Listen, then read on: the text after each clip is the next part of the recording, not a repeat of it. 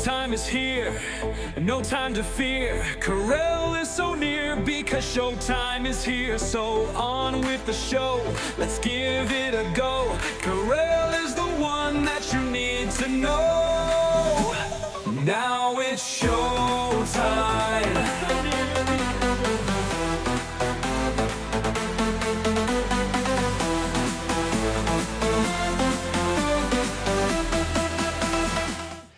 The big, beautiful bill is literally starving people. We're going to talk with someone who's an expert in the field about those cuts. Also, David Etheridge will be here to talk about real estate. Is it a good time to invest? And so much more. So don't go anywhere on The Karel Show.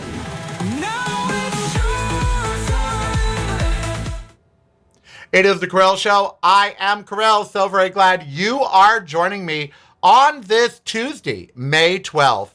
We've got so much going on today. We've got David Etheridge here a little later in the show. He's going to talk real estate. We've got Jolene from Southern Florida Hunger. I'll get the title right when I introduce her, don't worry. But she is here today to talk about the story that really affected me yesterday that I read from NBC News about how people in Arizona and other states are now literally starving because of the ridiculous SNAP benefits. So we're going to talk about all of that today. So lots to do today. I just read something right before I came on air. 50% of single people, 50% of single people say they are not going on dates right now because it's too expensive. Now, you might think, well, so what? But I got to tell you, that can be really lonely. If you're single, not going out on a date because it's too expensive. Now, I guess I've always been poor, so I know how to do cheap dates, okay? And some of the best food in the world is from strip malls or, places like that. But still, 50% of single people in the United States have now said they are not going on dates because it's too expensive. I heard that number and I freaked out. I'm like, are you kidding me? And, Trump is oblivious.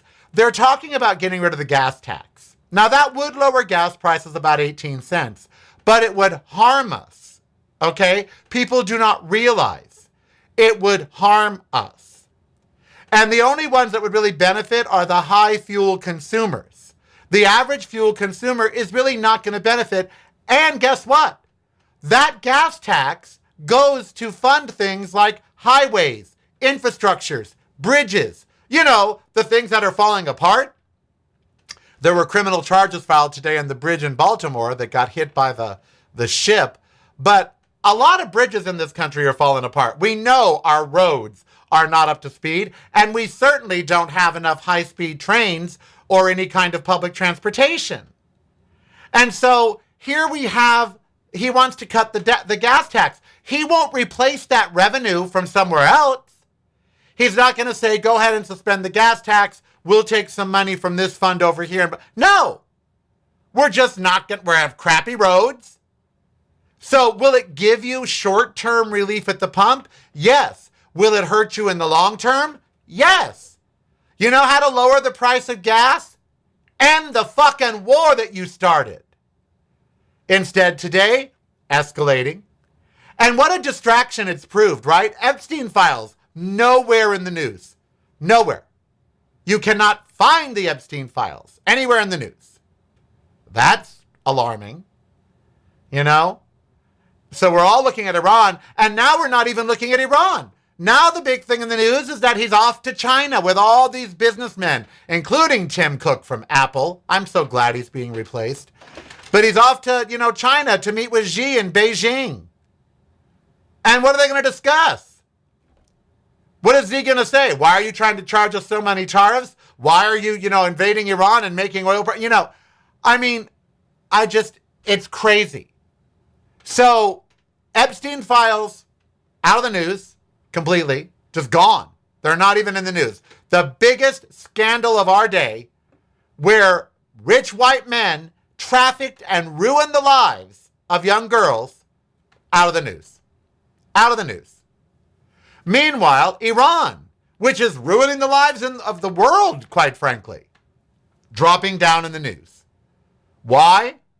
Because he's off to China with a group of rich billionaires, and he says he might lower the gas tax. And all of this affects the price of food, all of it. And so many of us are in need of assistance these days, and they're not getting it. That's why in the next segment, we're going to talk with someone about how bad it really is. The numbers are staggering. You're not going to believe them. You're not. Did you like how much you can make and get SNAP? You're not going to believe it. I'm serious. So that's coming up next. So don't go anywhere. Well, maybe go to the fridge. If you're not visiting reallykarel.com daily, you're missing out.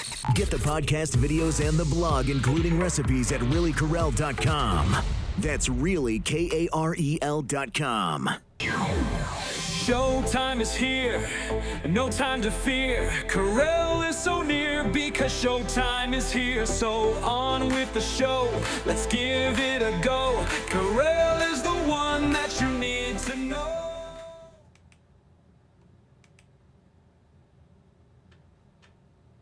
Hello. Hi, how are you today?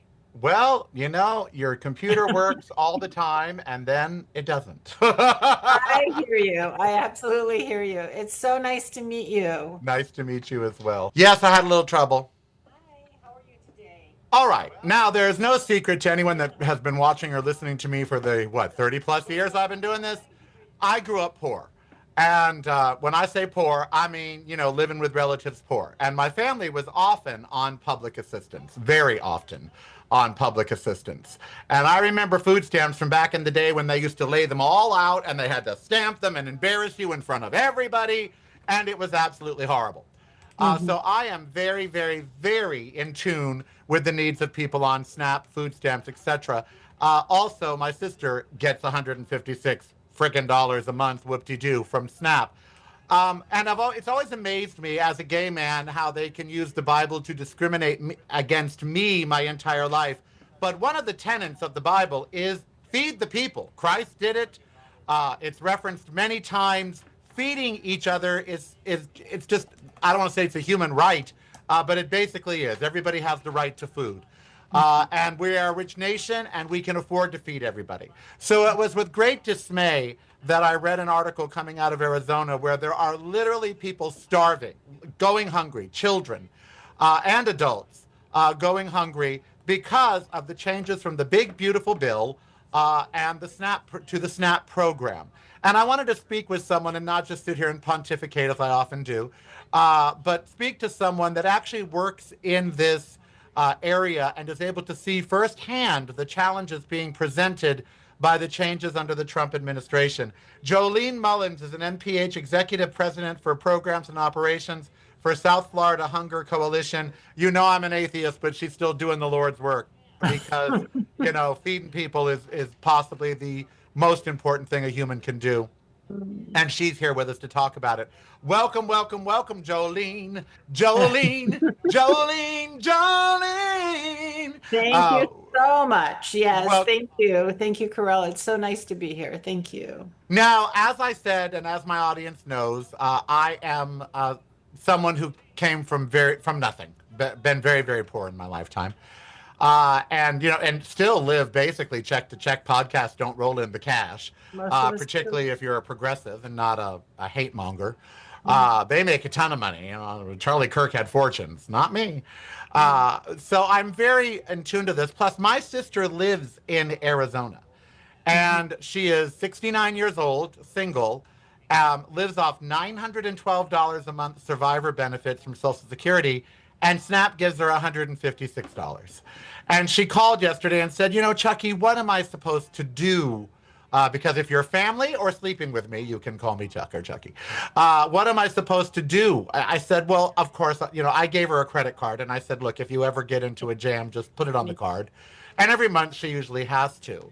So let's talk about this, specifically in Arizona, but in other states, because the big, beautiful bill doesn't just affect Arizona. It changes the SNAP qualification. So for those of us that aren't on SNAP currently and didn't read the big, beautiful bill because we have a life, how did this big, beautiful bill change Oh my the goodness. SNAP program? Well, again, thank you so much for letting me be with you all today. The Big Beautiful Bill, or as many people call it, the Big Hideous Bill, basically changed the work requirements. It changed the age requirements. It changed the amount of money, the poverty level that you are eligible for. And it put in regulations that said, if you lose SNAP, you lose it for years. Let's talk about the poverty level. That's something that I do on my show all the time. I believe in America, poverty level should be $50,000. Economists agree with me. The only reason the government doesn't change it is because no seated president wants to have on his record that he oversaw the largest growth of poverty in the country's history if they were to actually make those numbers realistic. Is it Right. still something stupid like $24,000 or Absolutely. below? It's actually less than that. It's 20,000 for a single person. That you Imagine, can't. and that's 130% of poverty level. That's If you're a family of, $1,500 a month. You cannot. yeah, you can't. You can't afford rent in No. most states for that. You can't keep a roof over your head for that. And when you're talking about a state like Florida, where normal rents, average rents in South Florida are 2,000 to 2,500 for a single room apartment, you can't live on that. So people work 3 or 4 jobs at the minimum wage of $15 an hour, and everyone goes, "Oh, $15 an hour, whoa!" Right? The No, problem it is, should be 25. I've talked to many absolutely, economists. and you get no benefits with that because the companies that you're working for, the businesses that you're working for, are not providing benefits because you're part time. Well, So then, you have, when Walmart directs you how to apply for SNAP once you get a job there, you know absolutely, that there's a absolutely. problem. When So, when what we're state, finding. sorry, go ahead. No, please go ahead. You're I the was going to say when people who work for the state have to apply for SNAP and WIC benefits, you have a problem. And by the way, when we say this, we may do 2 segments because I could talk about this for hours. But when you say, quote, apply for SNAP, there is no more dehumanizing process than applying for social benefits. I have been with my parents at the offices. It takes 8 hours. Sometimes it takes 2 days or 3 days. Yeah. If you don't get the phone call or if you don't show up at 12:01 standing on your head in a breeze, you get cut off. I mean, Absolutely. they And just don't make it easy to apply for these benefits. But more importantly, they make it dehumanizing. I agree with you. And one of the challenges also is that for many benefits, you have to apply online, and not everyone has access to the internet. You know, Right. and are you going to do it in a public library in Yeah, you're front going to go to the library, and bring your kids along and say, please be quiet, sit right here. Right. No, it's a farce. You know, And Jolene, let me ask you, Miss Mullins, and she's the Executive Vice President of Programs and Operations for South Florida Hunger Coalition.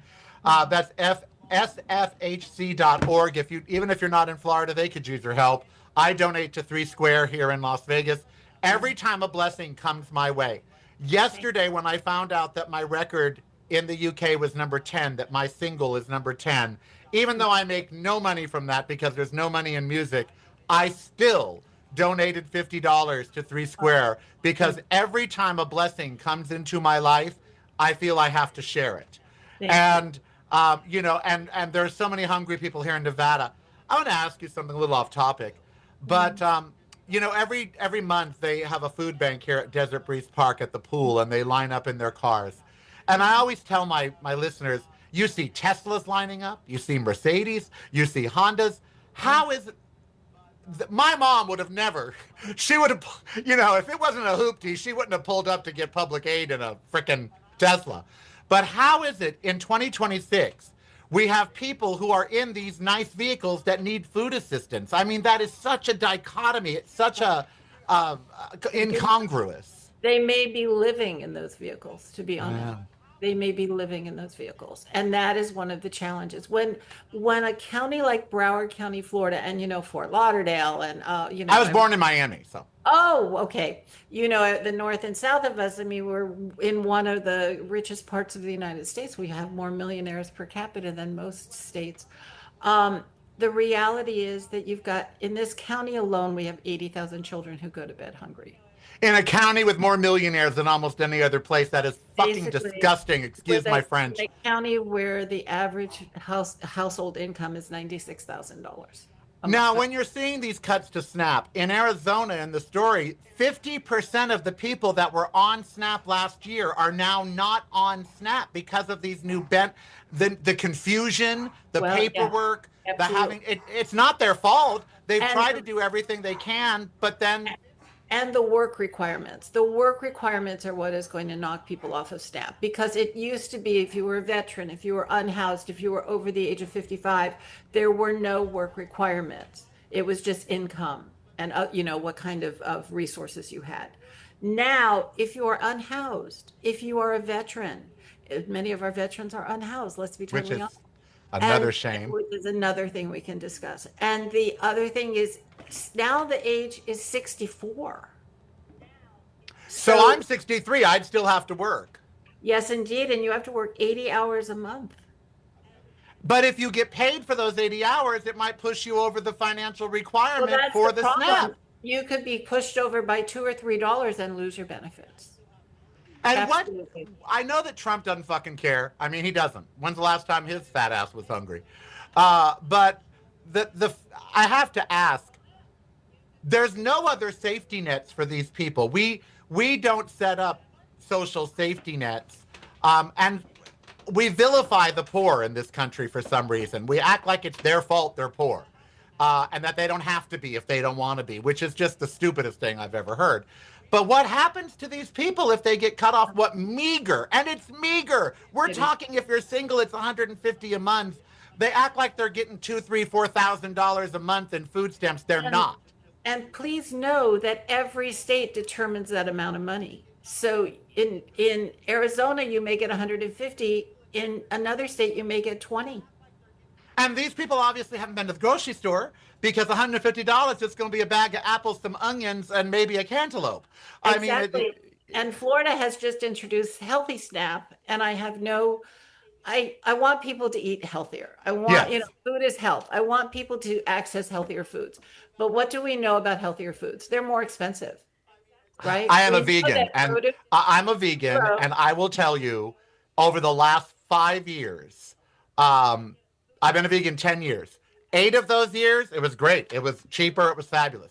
The last 2 years, basically, since Trump has taken office, it's just to go buy fruits and vegetables is $80, and that's just fruit Yep. and vegetables, $80. And try to find fresh, high quality fruit and vegetables now, because our farmers are struggling. Let's be honest. Yeah, and the fertilizer's gone up, and now that Absolutely. And transportation. And Florida is an agriculture state, and we are really, really struggling with the new farm bill and all of the changes that are happening to SNAP and WIC, the Women, Infant, and Children program, where they are cutting those benefits so dramatically, because we haven't seen the final version of the farm bill yet, which is right before the Senate now. But the reality is that this is not only hurting people who are hungry, it's also hurting the producers of the food we're supposed to be eating. Why do you suppose we're so cruel to the poor? Well, Why do you? Well, we're supposed to be the land of, of wealth, and everyone's supposed to be able to pull themselves up by their bootstraps. But you were saying yourself that you volunteer and you support local. 1 minute local. and 53 seconds left. Okay. I want to say that one of the most important parts of the communities is the local food pantries. The volunteers, whether it be a church-based or community organization, the volunteers who work these pantries, and the lines are miles long now. And that is where the support needs to go. And that's where we're providing support as well as an organization. Is that where the people like in Arizona and in Florida that have fallen off of SNAP for whatever reason, is that their last hope, the food pantry? Or it supplements their SNAP benefits, that they can get mostly shelf-stable, non-perishables. But the reality is that if it wasn't for pantries, people would truly be starving on the streets. So Jolene Mullins is the Executive Vice President of Programs and Operations for the South Florida Hunger Coalition. She works directly in this every single day. It is not just a passing fancy for her. She's in the trenches fighting for these people. She deals directly with the SNAP program and trying to get people on SNAP that need it, trying to keep them on it. When we come back, we're going to ask her just a few more questions, and more importantly, about what you and I, who sit here not hungry. I just had my hot cocoa and my Belvita biscuit. I say thank you every time because as I, growing up poor, I don't take food for granted. I've eaten bologna sandwiches for a week before, or whatever the church gave us, and then we had to cook it and eat it. And I know what that's like. I know what it's like to count change, to go to Taco Bell and buy a 50-cent taco. My life has been that way before. I've been to food banks many a time. When Andrew, my late husband, was alive, he had HIV AIDS. AIDS for AIDS and other places had food pantries that we would avail ourselves of before we got our gigs at KFI and before we became the first gay couple in radio to ever have a show. We were literally at food banks because he was on disability and I was underemployed, and in order not to eat, and we relied on the AIDS Services Foundation Food Bank. We're going to talk more about that and how you can get involved in your local community right when we return. So don't go anywhere. I am Karel. It is the Karel Show. We have Jolene Mullins from she's the Executive Vice President for Programs and Operations at South Florida Hunger Coalition. We'll be right back. All right, we'll be right back with more, but some of those numbers, they're just 20 grand a year or you don't qualify. 20 grand? Really? Come on. Patreon is the way to show you care. Subscribe today if you dare. Keep the show on there. Patreon is the way. Now it's showtime. All right, Jolene Mullins is my guest. I read a story of NBC News yesterday about how horrible the big, terrible bill was for people on SNAP. And Jolene, I have to ask you, when you see a politician or a spokesperson or what's her name, Carolyn Levitt, whose husband is 60 and she's 28, out there talking, and they boast about how many people have now been cut off the SNAP program, as if they've done something important. And when you hear about Iran, which is now going into week 7 and so far projected to cost $60 billion, which is about half of the annual SNAP budget right there, and we have it to spend in 7 weeks on a war. How is someone in the trenches, how does that make you feel? The frustration of seeing programs being dismantled and the social safety net being dismantled and seeing the challenges that communities are facing. There's, when you were talking about people going to apply for SNAP benefits or people going to a food bank or a pantry, there's a kind of it's a chipping away at your self-esteem.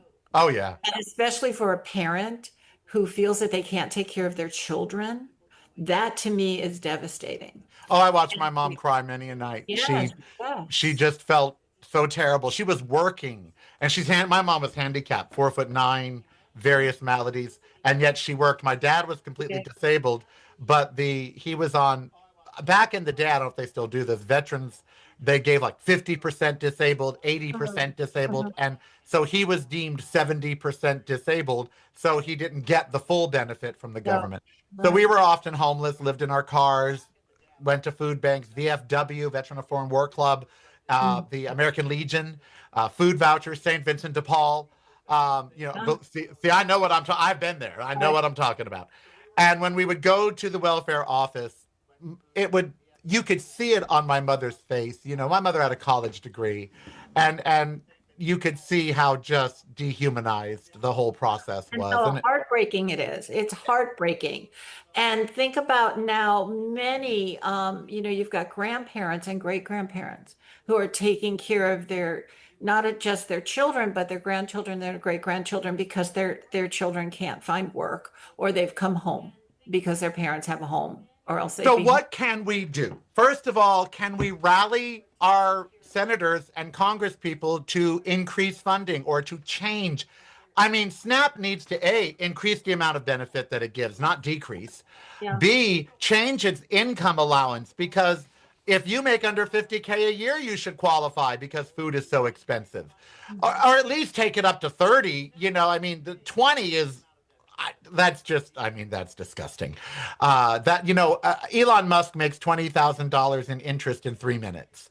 Right. I read something interesting. 1,000,000 seconds is 11 days because our brains can't comprehend the difference between 1,000,000 and 1,000,000,000. We just can't.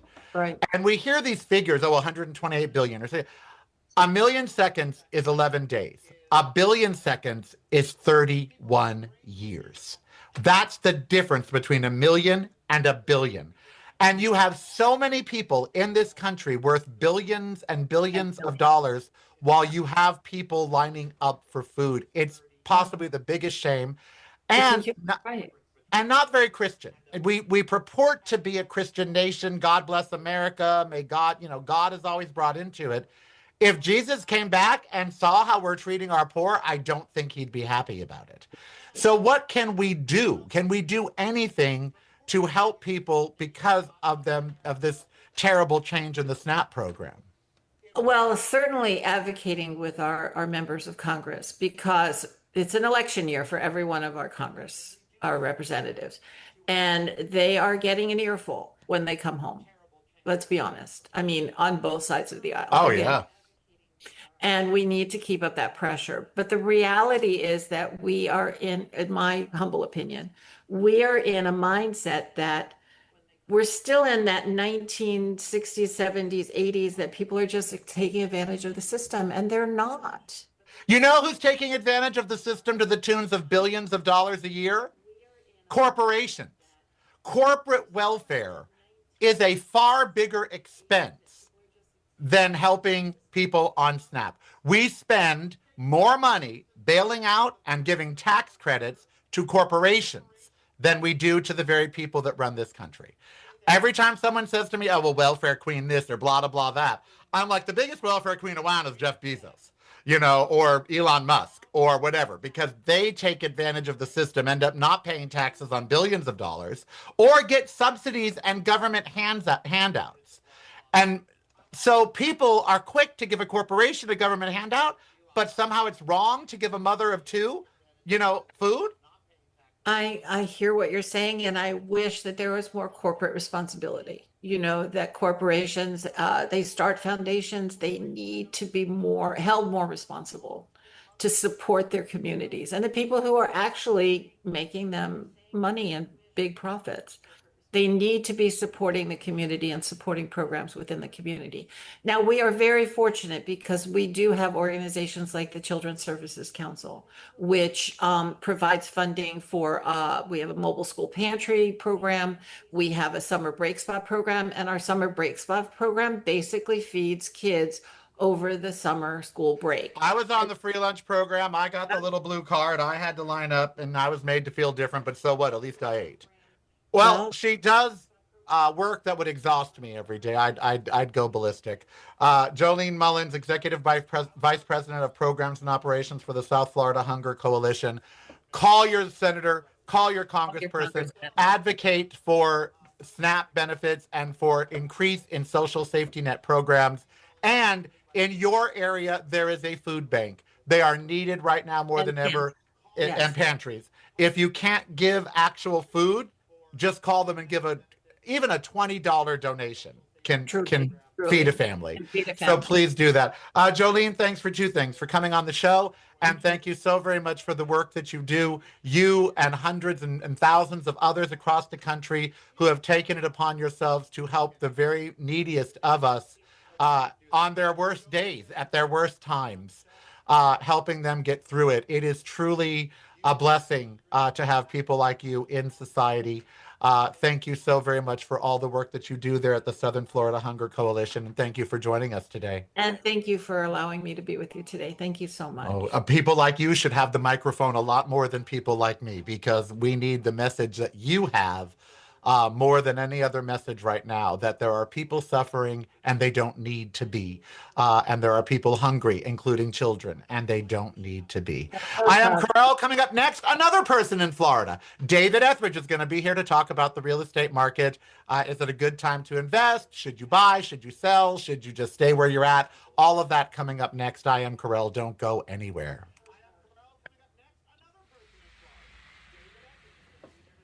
You're listening to the Karel Cast, driving you home or driving you crazy.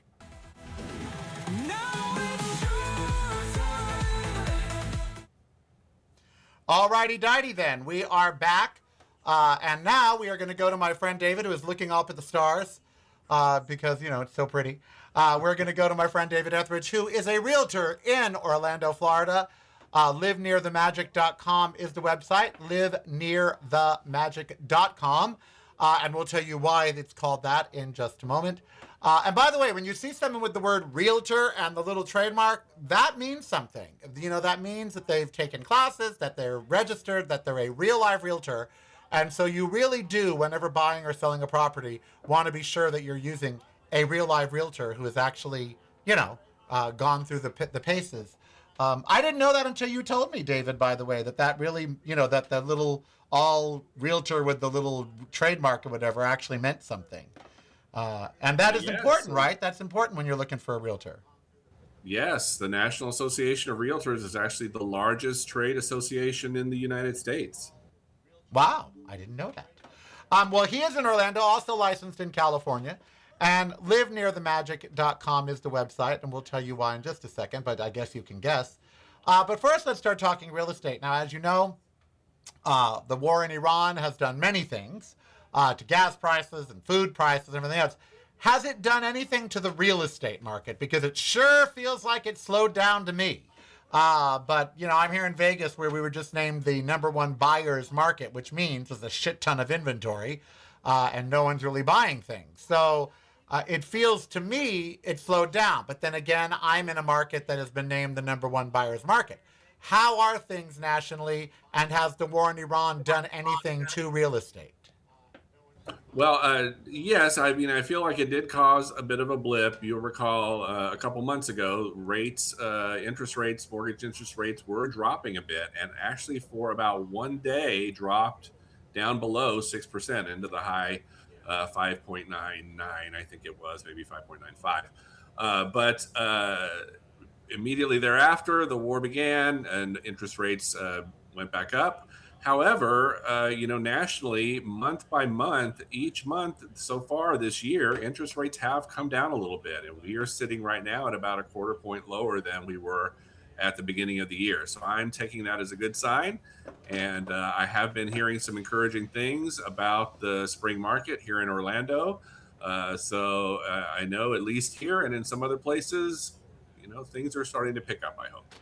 But we're also hearing that people are just holding on to their money more because they're unsure of the economic future. Is there going to be a recession, that sort of thing? Does that transfer to the real estate market? If people are holding on to their money more, do they tend to buy less real estate because they're afraid to spend a large amount of money right now? Or is it really, I remember you told me a long time ago when I asked you, when's the best time to buy a house? And you said, when you need a house. Yes, exactly. I mean, that is a consideration that a lot of people have if they're uncertain about their own financial situation. You know, they may put off buying, but, you know, you need to live somewhere. So you're either going to have to rent or buy, you know, no matter where you are and what the situation is. So unless you find some lucky relatives to crash on their couch. Or Desert Breeze Park, where you can just live on our benches. Sorry. Bitter? Me? No.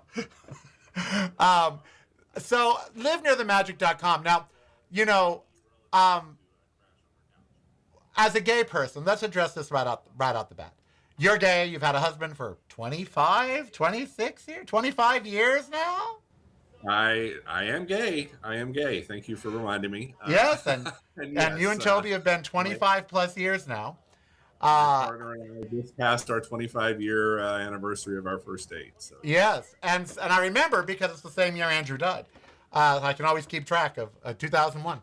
But you moved to Orlando. And a lot of people are like, oh, a gay person shouldn't live in Florida. But you always tell me, look, Orlando is blue for the most part. There's the theme parks, which make it more gay friendly. There's Wilton Manors in Florida, which is the largest gay housing. It's bigger than Palm Springs when it comes to the amount of gay people that live there. So if someone is hesitant about moving to, say, Orlando, what would you tell them? I would say those fears are a bit unfounded. I mean, obviously we are a red state, but there are lots of red states.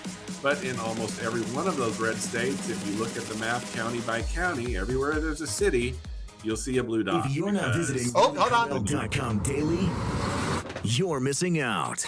Get the podcast videos and the blog, including recipes, at reallycarell.com. That's really KAREL.com. Showtime is here, no time to fear. Karel is so near because showtime is here. So on with the show, let's give it a go. Karel is the one that you need to know. All right, David Etheridge is with livenearthemagic.com, a licensed realtor in both Florida and California. And we were addressing the elephant in the room, which is, just today, DeSantis said he's pulling money from gay pride in Key West. But one thing that, and by the way, you don't have to be gay if you want to. David will sell you a property if you're gay, straight, bi, trans, if you're, whatever you are. If you're MAGA, if you're not MAGA, whatever, he will help you with your property.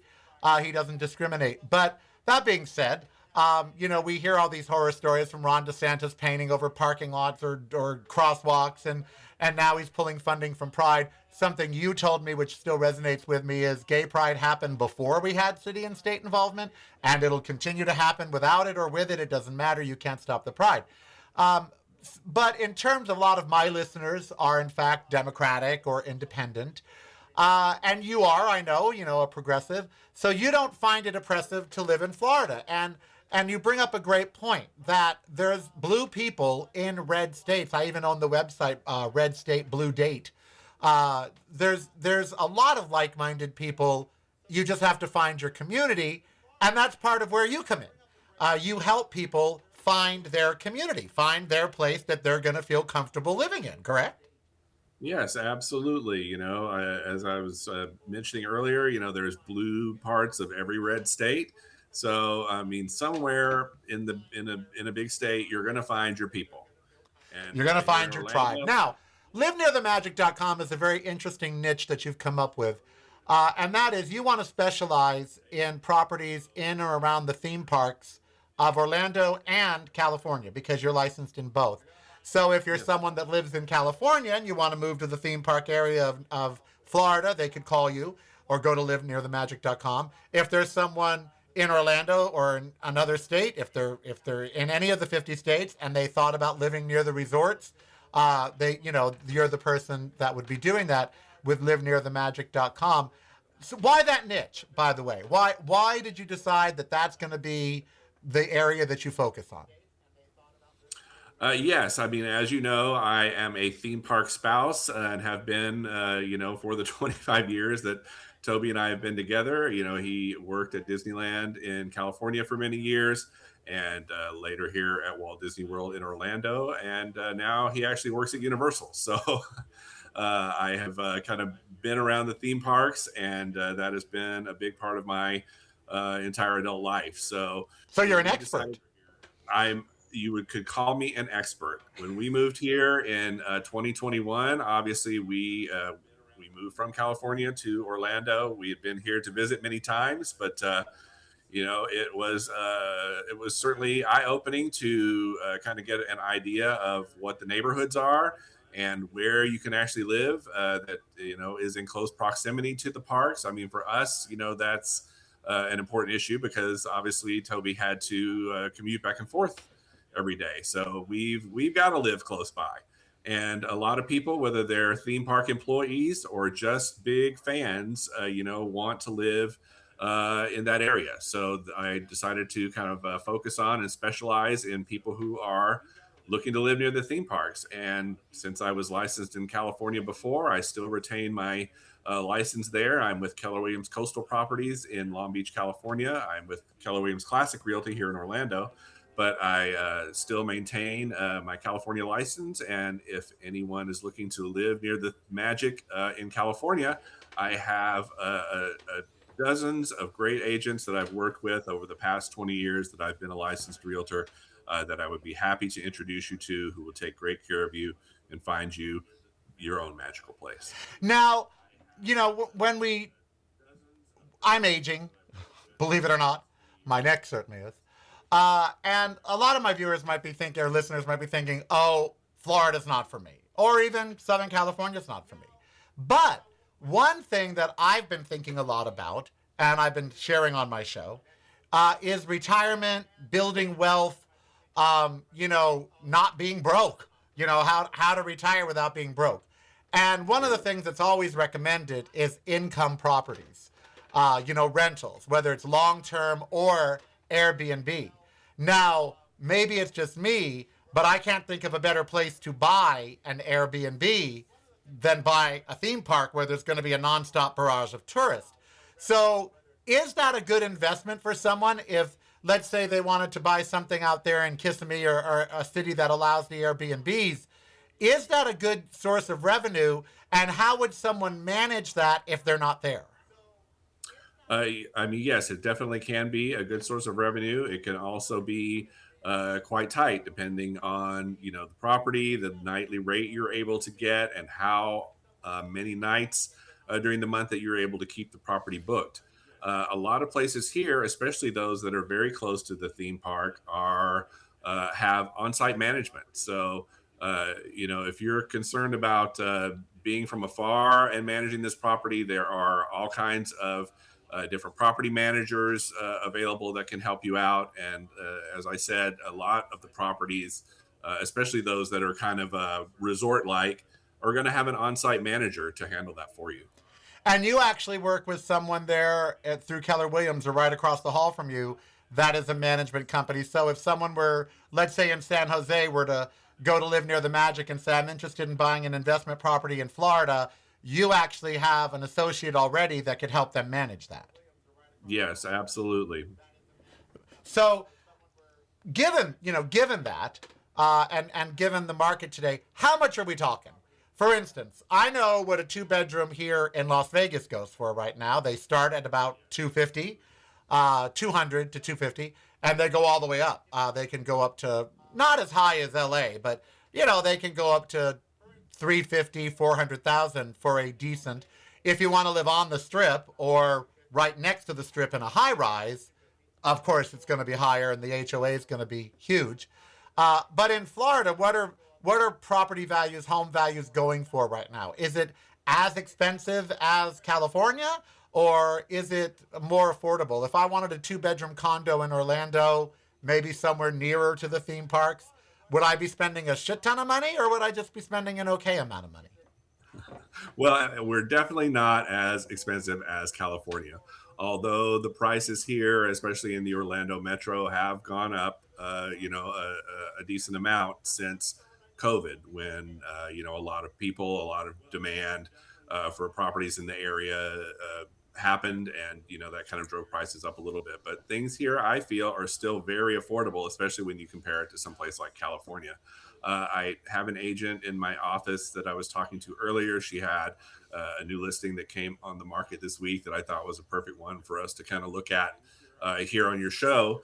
It's at the Lake Buena Vista Resort Village. This is a 3-bedroom, 2-bath condo, a little over 1,200 square feet. And the list price is $175,000. What? Yes. However, as you may imagine, the HOA fee is quite high. It's $945 a month HOA fee. But of course, this is at a high-rise resort condominium that has, restaurants downstairs, that has, a pool with a big pirate ship. Yeah, now people don't realize something that I came to realize in Florida, and you'll appreciate this reference, because I looked in Florida, obviously, when I sold Park Howard. Something that, David used to live at Park Howard. He was the first resident of Park Howard with me and Andrew. He lived there before anybody else, me, Andrew, and him. And when I was looking, those condo complexes out there, they're like cruise ships. I mean, literally, if you're paying that much for the HOA, you're getting incredible amenities that are pretty much like being on a cruise ship. You know, you're getting access to restaurants right there in your house, world-class pools and spas. Oftentimes they have masseuses and things that come in 2 or 3 days a week. They have movie rooms. They have a lot of stuff for the money. Now, it's a lot to live at Lake Buena Vista, $900 for HOA. But if your mortgage is only $175, that mortgage payment ain't going to be nothing. Well, So, I should point out that this is a condo hotel. This is designed for short-term rental, so you cannot actually live at this property year-round. The owners typically have 6 months of the year that they can occupy the property. you told me about these condos, hotels. I almost bought it by mistake. I almost looked at one here in Las Vegas. And when I looked at it, I thought, well, this is great. It's right by the strip. It's so affordable. And they said, well, yeah, you can only live here 3 months out of the year. And then we rent it the other 9 months and you get a percentage of all of that. And I thought, well, what am I supposed to do for the other 9 months of the year? Where am I going to be? But for an investment property, hell, $175,000, you put 50 grand down, you finance 125, your mortgage is going to be, I'm guessing, but we're talking $700-800. Add in the HOA, you're still at $1,600-1,700. You charge $200 a night for Airbnb. After 8 nights, you're paid for. You're done. You're golden. So that kind of math is good if you're trying to look for an investment. Yes, I did run the numbers on this particular one that we were talking about. Your total monthly between mortgage, HOA fees, your taxes, your insurance, is a little over $2,000 a month. And if you rent that out for $200 a night, which you can probably get more during the busy seasons around the holidays and in the peak summer. At 74% occupancy, then that gives you a net profit every month of over $2,000. Well, hell, I'll buy the damn place.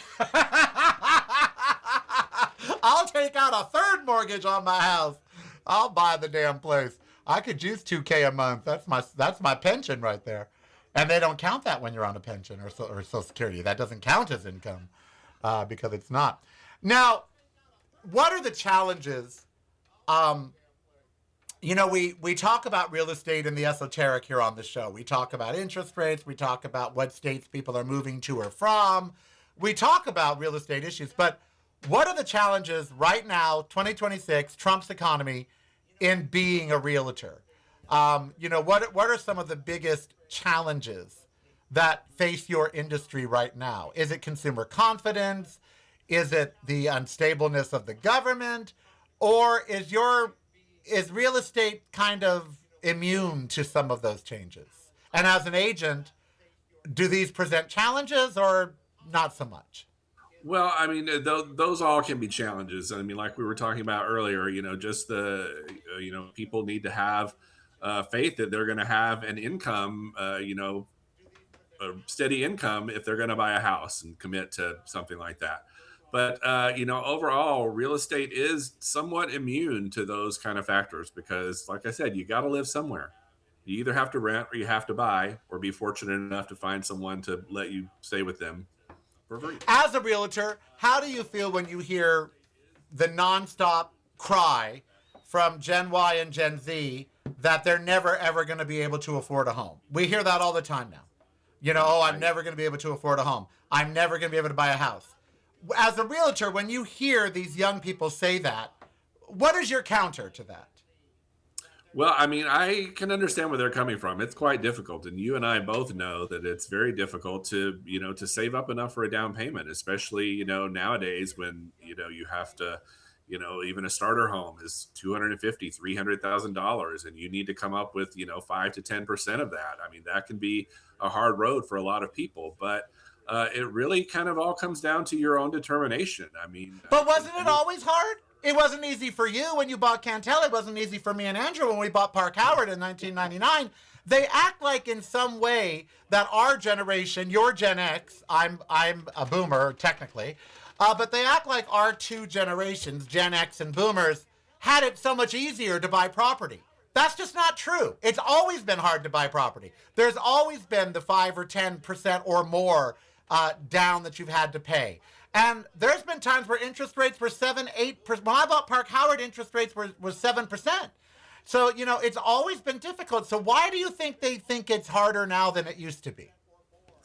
It's, you know, I think it's just being, you know, in that position at that moment. I mean, they look at the high prices and they think, how am I ever going to save up that amount of money? And I know that you and I, we both. These are the same people that'll pay $2,000 for bottle service at the chain smokers, or they'll.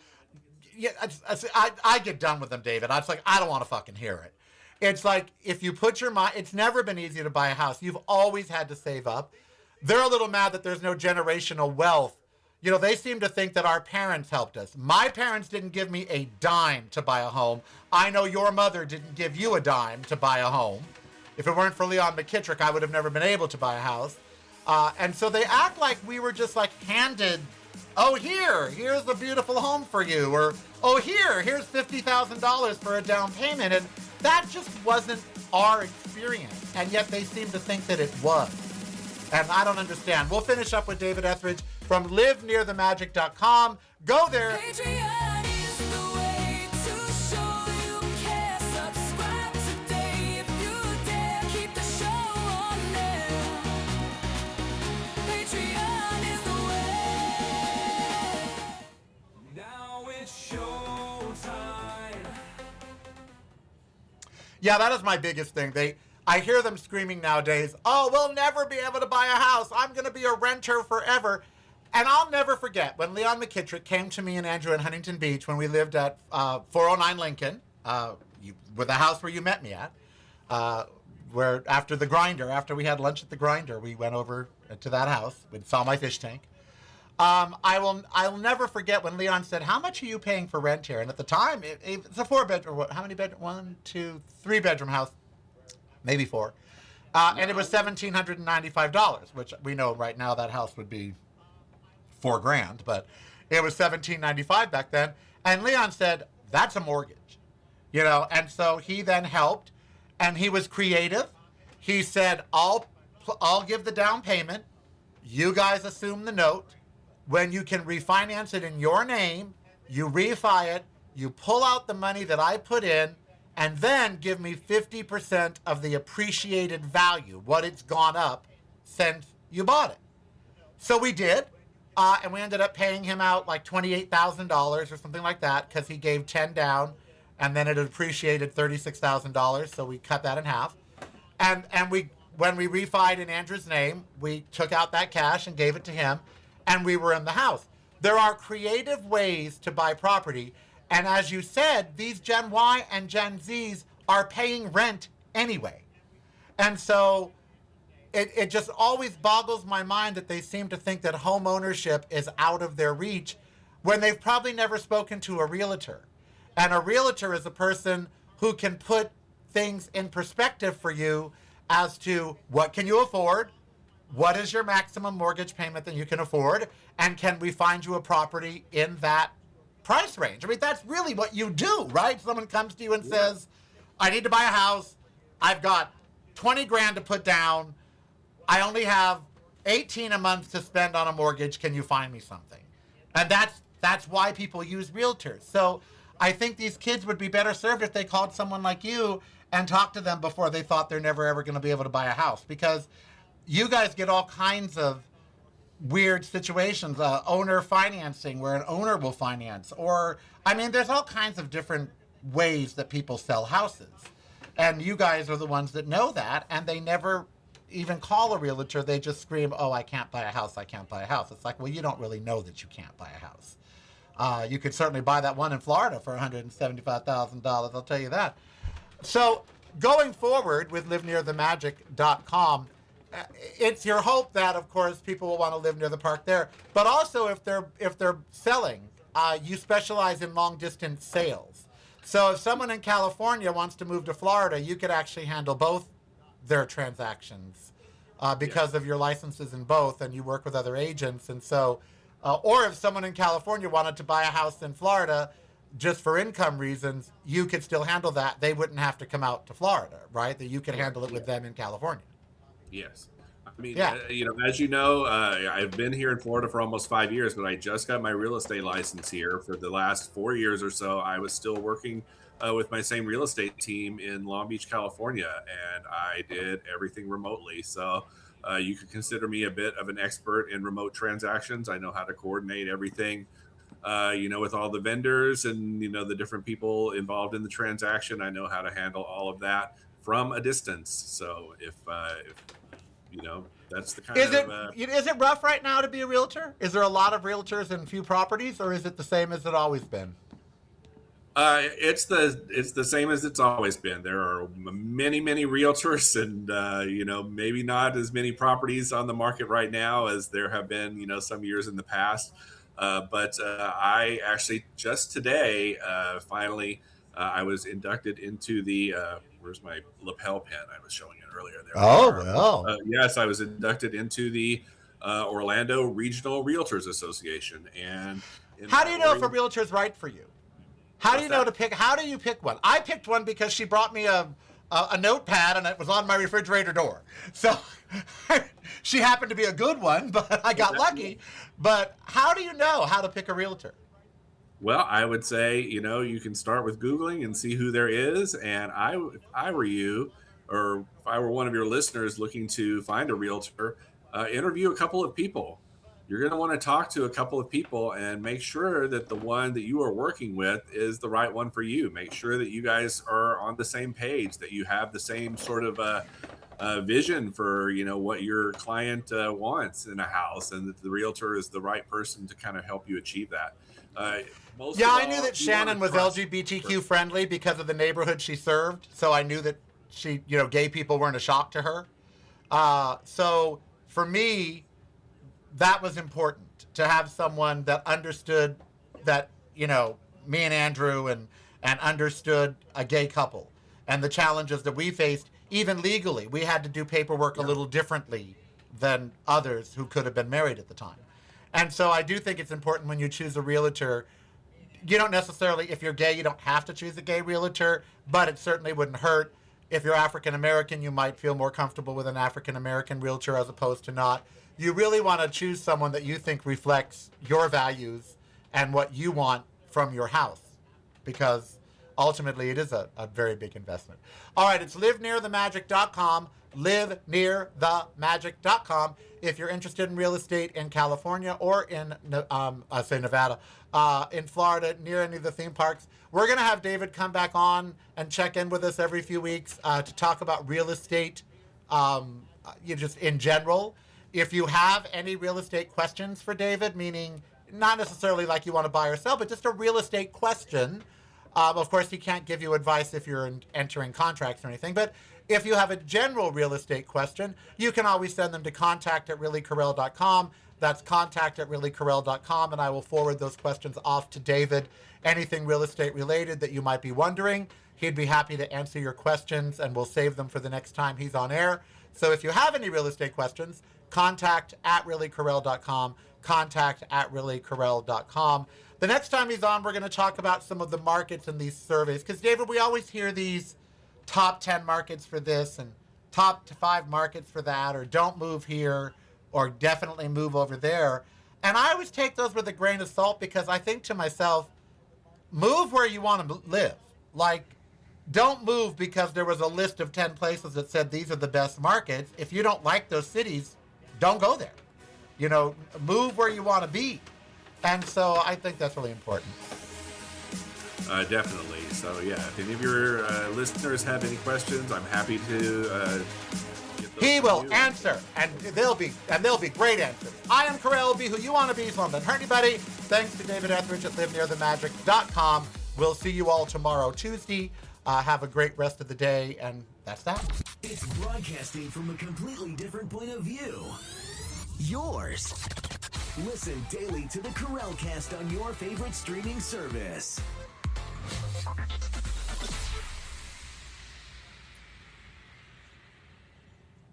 You're listening to the Karel Cast. Driving you home or driving you crazy.